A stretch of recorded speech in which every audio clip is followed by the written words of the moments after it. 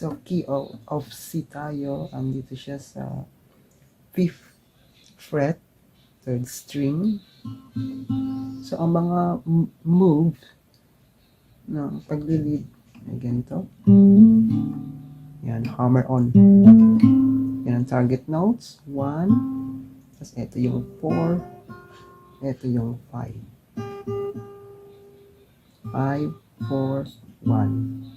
So, kapag tatargetin natin ang 1, yan, mga ganyan. Tapos, meron ding slide.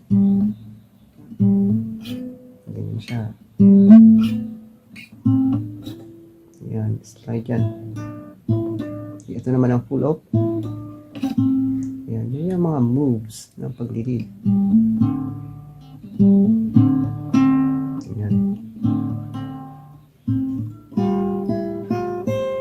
Ito, double stop ang tawag dyan. Yan.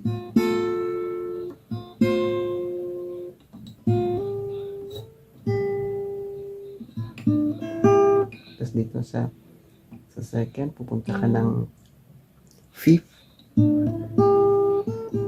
Ganyan. Ganun naman ang paglilid. So, eto siya, keep C. Here I am to worship, here I am to bow down, here I am to see that you're my God. To